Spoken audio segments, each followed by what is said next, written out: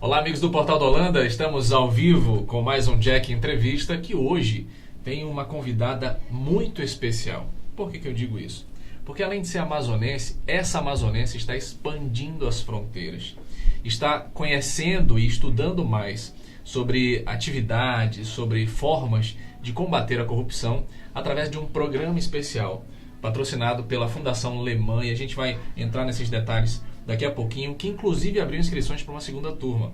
Ela foi levada para fora do país, para a Europa, na Inglaterra em específico, para estudar e se aprofundar sobre esse assunto. Eu estou falando com ela, que é a Michele Guimarães, essa amazonense sorridente, empreendedora, que talvez você já conheça das redes sociais. Michele, obrigado por ter aceitado o nosso convite. Obrigada, Jaque. Eu que agradeço. Agradeço também a abertura aqui do Portal da Holanda, né, que a gente acompanha muito bem.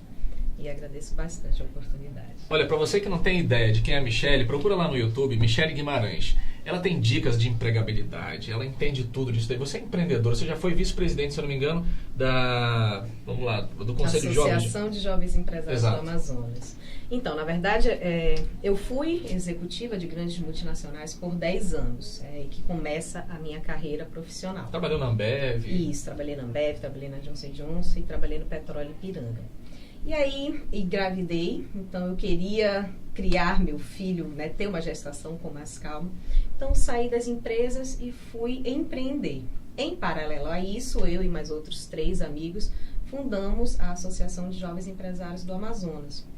E foi quando eu me apaixonei pelo empreendedorismo. Sabe quando você tem, assim, aquela vontade de fazer um algo a mais, né? Que não é só chegar no trabalho, bater o ponto. Você quer fazer algo a mais pela sociedade, por você mesmo também, se redescobrir. Então, passei 2 anos, acho que 2 anos e meio como vice-presidente da AGE. E fizemos, assim, tivemos a oportunidade de fazer um networking gigantesco. A AGE tem cerca de 150 associados aqui no estado. Ela movimenta mais de R$1 milhão de negócios entre esses associados todo ano. E ela é a voz do jovem empresário, né, perante o governo, perante a sociedade como um todo. E aí, em 2016, eu dei um passo um pouquinho maior quando fui selecionada para uma iniciativa da Casa Branca, que é o YLI, Iniciativa de Jovens Líderes das Américas. Era a mesma, digamos assim, era o mesmo pensamento, só que foi, como eu disse, uma iniciativa projetada e idealizada pelo Barack Obama, e a intenção dele era de formar futuros líderes na América Latina. E como é que você foi parar aí? Então, é um processo de seleção, inclusive vai estar aberto a partir do dia 7 de fevereiro. Dia 7 de fevereiro, vai ter 2 semanas para você se inscrever. E o que acontece? São jovens da América Latina toda, dos 36 países, América Latina e Caribe, de 21 a 35 anos, que já tenham pelo menos 2 anos de experiência profissional, ou empreendedora, ou no empreendedorismo social, ou até na política. E aí você submete a sua ideia de trabalho, né, o que você já está envolvido. É necessário inglês fluente, não é necessário comprovar, porque é uma entrevista online, mas é necessário inglês fluente porque você vai trabalhar em uma empresa ou em uma organização lá. Eu, pelo menos, trabalhei numa secretaria de turismo, como se fosse uma secretaria de turismo, na Carolina do Norte.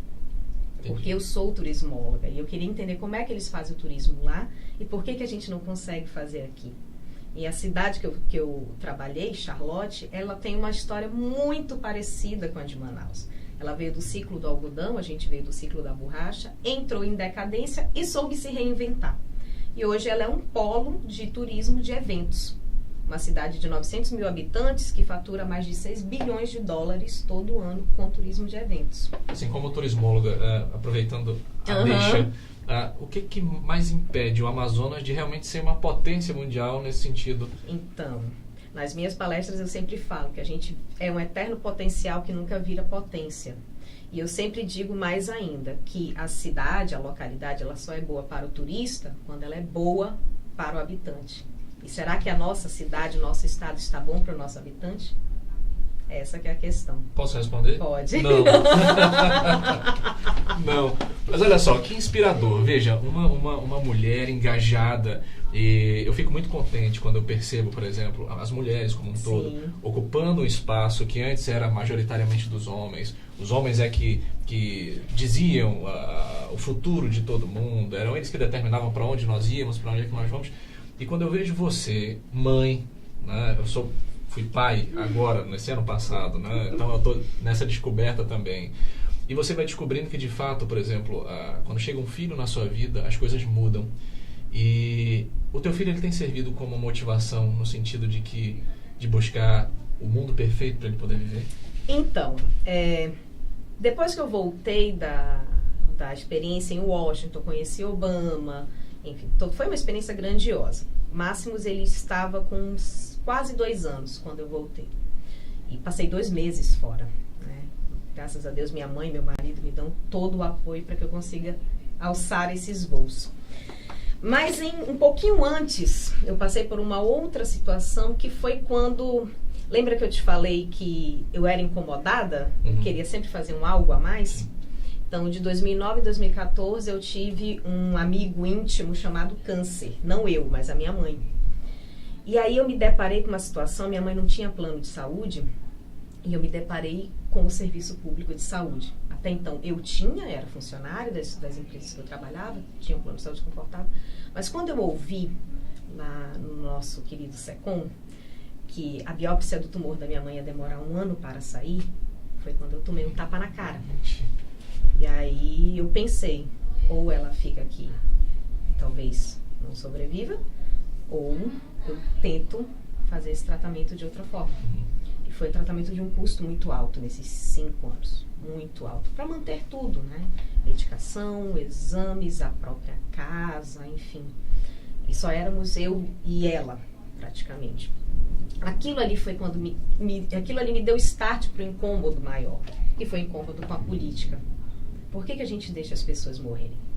Eu te digo que num sábado, a minha mãe passou mal, assim, por causa dos remédios, ficou com o estômago ruim. A gente passou uma tarde de sábado lá, eu vi 6 pessoas morrerem na enfermaria. Eu nunca vou esquecer daquilo. O que é ver a pessoa dar o último suspiro ali na minha frente, como está aqui eu e você. Enfim, então, em 2014, ela fez a última etapa, que foi a reconstrução da mama, graças a Deus está bem. Meu filho nasceu e aquilo ficou na minha cabeça, sabe? Por quê? O porquê que as coisas são assim. Quando o Máximos completou 3 meses, que já foi em 2015, foi quando eu resolvi conhecer política. Não digo que eu fui, as pessoas falam popularmente, né, me meter na política. Não, fui conhecer. E aí foi quando eu me aproximei do Marcelo Ramos, que até então estava se organizando, né, para a campanha de prefeito. E eu sempre digo também que quando aquilo que a gente não conhece, a gente tem que aprender como se faz. Né? Ver o que é bom, ver o que é ruim, você tira o seu veredito, né, o seu próprio veredito diante de todas aquelas circunstâncias. Então, a partir de 2015 até agora, eu digo que eu estou conhecendo e estudando política, me envolvendo, entendendo como é que as coisas funcionam. E isso é muito importante. O médico precisa fazer medicina, o advogado precisa fazer direito, por que o político não precisa estudar? É uma questão que a gente... E talvez seja por isso que muitos políticos, e aqui eu vou falar com muita franqueza, talvez seja por isso que muitos políticos, não médicos, não enfermeiros, estão matando pessoas por aí, matando no SECOM. Essas mortes nos hospitais, em qualquer lugar que você possa ir buscar ajuda e não encontra, e as pessoas acabam chegando à morte. Eu quero falar para todos os políticos do Amazonas, esse sangue está nas mãos de vocês. Pela inanição, pela incapacidade de pensar nos demais. Você chegou aqui, deve ter visto aí os escândalos que têm ocorrido relacionados a desvios especificamente na saúde. Então, você consegue entender por que essas pessoas, por exemplo, ou a tua própria mãe, não conseguiu encontrar celeridade num negócio tão sério como esse. E foi nessa pesquisa, nessa busca, Michele, que você acabou se deparando com esse curso de formação que levaria as pessoas para Oxford, na Inglaterra. Como foi essa descoberta? Como foi que você soube disso? Então, final de 2016, por um amigo de uma AGE de Fortaleza, perceba como é interessante as conexões que a gente faz, o network. Eu sempre valorizo muito o network. Então, por um amigo de Fortaleza, ele me indicou a RAPS, Rede de Ação Política pela Sustentabilidade. A RAPS, ela é uma instituição que propaga, ela atrai e propaga e impulsiona pessoas que querem realmente fazer uma política diferente. Para entrar na RAPS, há um processo de seleção todo ano, inclusive, a gente está terminando o desse ano agora. Você é de algum partido político, essa RAPS, não? Ela é suprapartidária. Suprapartidária. Pessoas de qualquer partido podem participar. E se não tiver partido? Também pode participar. Contanto que você queira, de alguma forma, contribuir para ser um diferencial na política. E é interessante que a gente faz vários encontros, vários finais de semanas em São Paulo, então você tem que ir a São Paulo para participar desses encontros. E em uma conversa, foi bem interessante, a gente estava numa mesa redonda, nos subdividimos, e eu tinha um assessor do Bolsonaro do meu lado e eu tinha um assessor do Jean Willis do outro. Em nenhum momento ninguém brigou, porque a gente estava ali para discutir propostas. Era até a época de quando foi ameaçado o impeachment do Temer. O Temer ia ser cassado ou não, e a gente estava até discutindo esse tema. E eu achei aquilo ali maravilhoso, estar pessoas de pensamentos totalmente extremos, né? E ninguém tocou no assunto. E não se é permitido se atacar, porque ali a gente está por um bem maior. Se respeitar, amizade cívica que a gente chama. É você respeitar o outro e tentar contribuir com a ideia do outro e o outro com a sua. Então, a RAPS é isso, mais ou menos. Quem quiser conhecer mais, raps.org.br, RAPS. Como eu falei, há um processo de seleção todo ano. E dentro da RAPS, durante esse ano de 2017, se abriu a oportunidade, junto com a Fundação Lema. Para quem não conhece a Fundação Lema, ela é especializada em propiciar bolsas de estudos para quem queira estudar gestão pública e política no exterior, mestrado ou doutorado.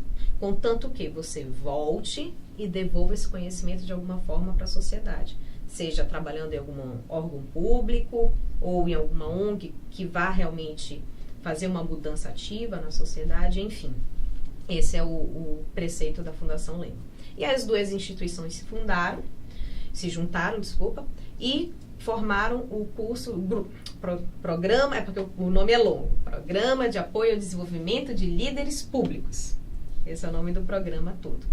Então, a gente está aí desde setembro do ano passado e terminamos agora em maio desse ano, se Deus quiser, com vários encontros, são vários finais de semana, em São Paulo também, e imersões locais. Então, a gente consegue visitar hospitais, escolas, ouvir gestores públicos. Nosso último encontro lá, que foi uma imersão sobre educação, ouvimos, por exemplo, uma subsecretária de Educação do Rio de Janeiro e ela se sentiu muito à vontade em nos contar como está o caos vivido no governo e o porquê, né?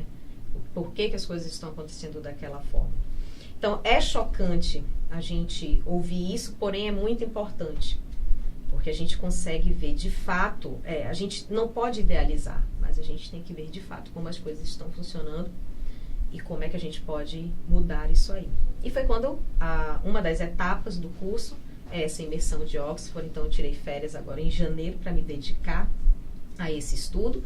Passamos cerca de 2 semanas em Oxford. Oxford é uma cidade a 2 horas de Londres, da capital. Depois fomos a Londres conhecer outras instituições públicas. No curso em si, como eu falei um pouquinho antes, você estuda integridade e corrupção. Como essas duas coisas estão correlacionadas. E por que, ao mesmo tempo que elas se juntam, e como elas impactam na sociedade. E aí, nos debates com os professores de Harvard também foram convidados a participar, a gente consegue enxergar claramente que a corrupção não está só no político. A corrupção está na gente enquanto cidadão.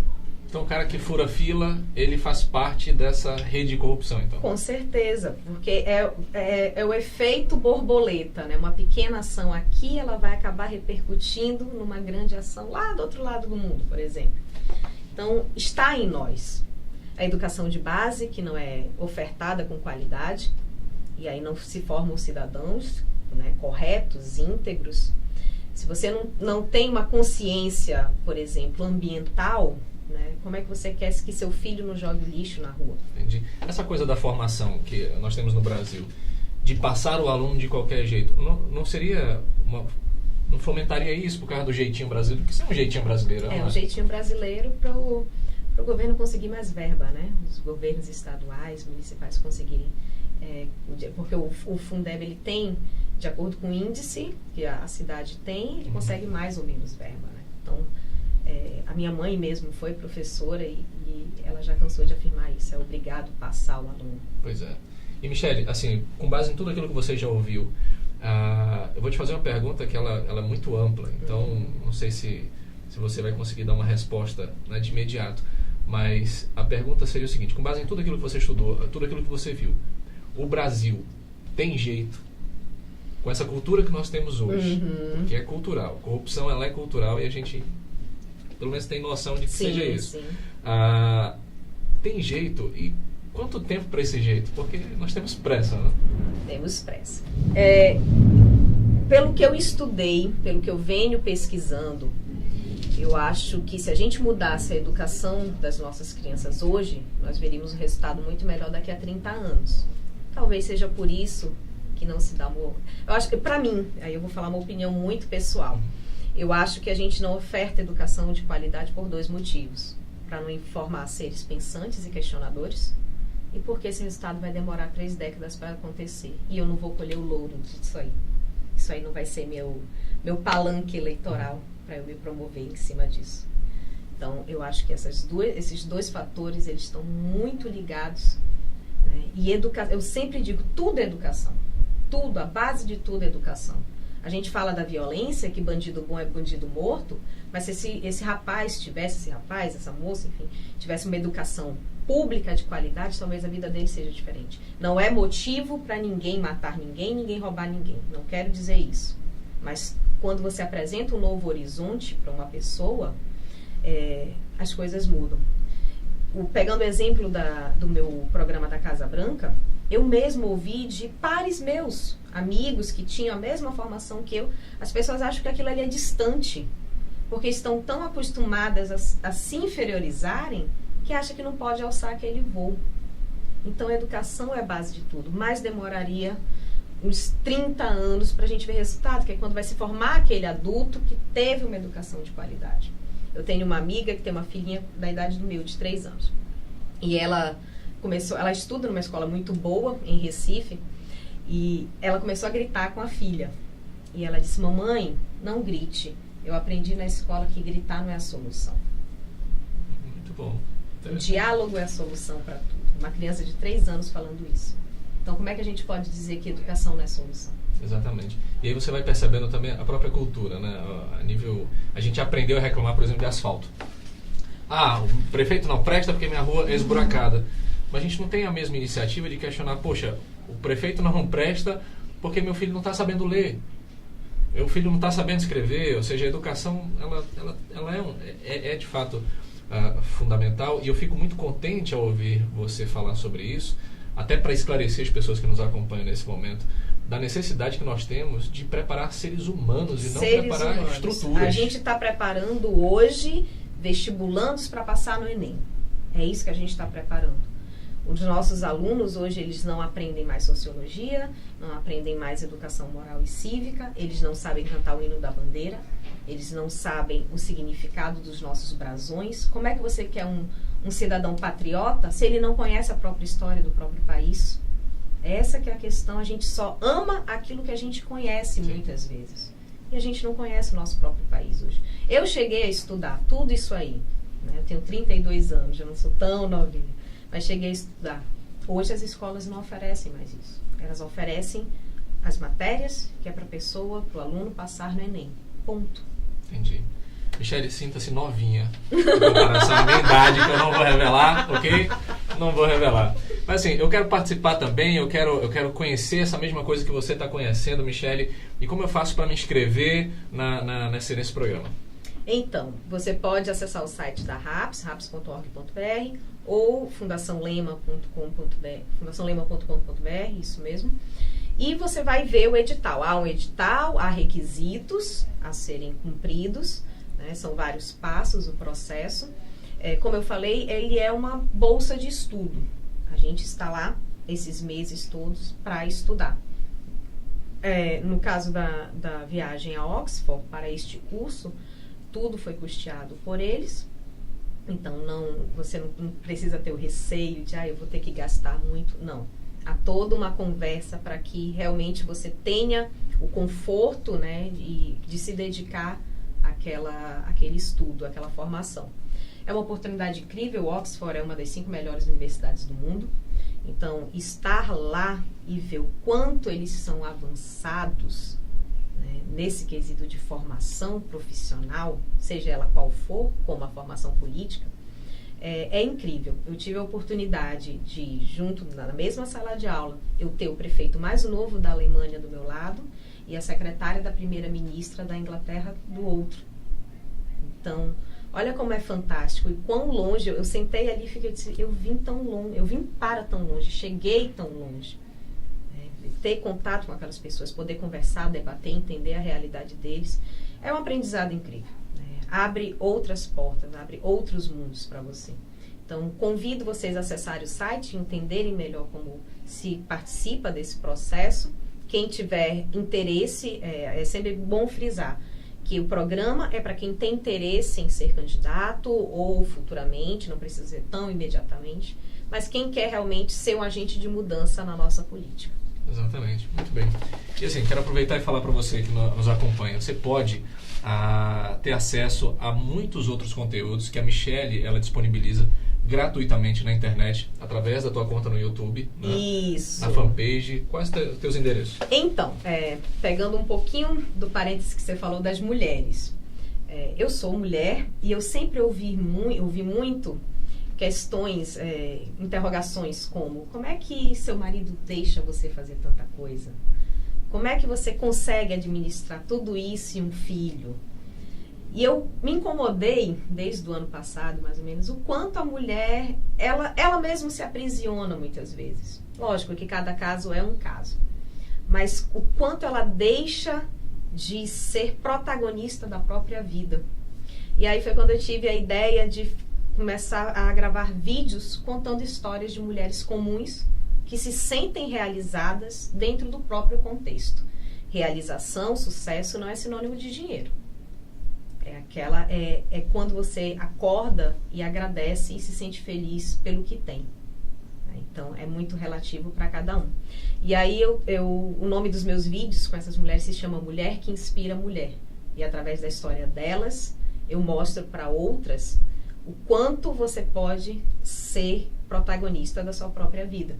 Eu já entrevistei a médica, já entrevistei a catadora de lixo, a mulher que está passando por câncer e que se considera feliz, a piloto de avião, mulheres de várias facetas que estão aqui no nosso dia a dia, que são a sua vizinha, a sua mãe, a sua tia, a sua irmã. E essas mulheres, o quanto elas têm a inspirar. Graças a Deus eu tenho a felicidade de ter depoimentos fantásticos e recebo muitas mensagens hoje de mulheres que se sentem inspiradas por essas outras mulheres. E junto com a política eu venho estudando as questões do empoderamento feminino, que parece clichê, mas não é. O que aprisiona, o que amarra essa mulher para ela não voar? Então, se você quiser aprender mais sobre empreendedorismo, empoderamento feminino e política, pode me seguir, agradeceria bastante, @MicheleGuimarãesAM.